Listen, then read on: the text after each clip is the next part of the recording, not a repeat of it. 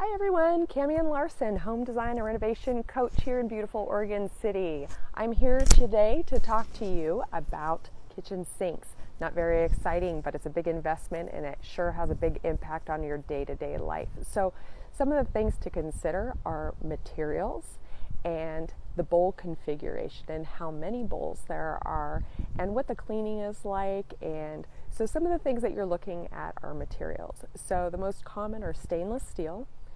Porcelain you see a little bit with kitchen sinks, but more often you see cast iron. And then there are some alternative things like granite composite, and there are actually some other materials available.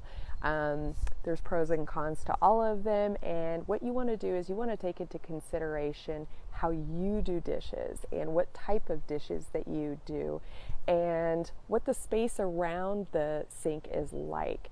So those are the things that I want you to think about before you make a decision on picking a kitchen sink.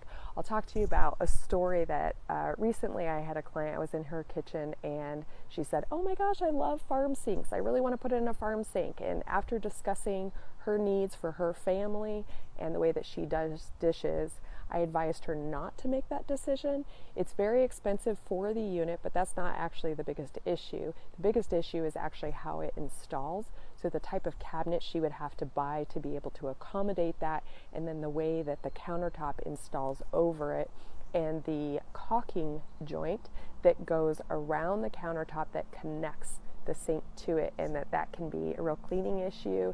And then when I talked to her about how she does dishes, that big single bowl was actually not going to function very well for her. So she was caught up in the aesthetic, but she didn't really get into the function and how that was going to work for her and the maintenance. And so part of what I do is talk about those things and question you.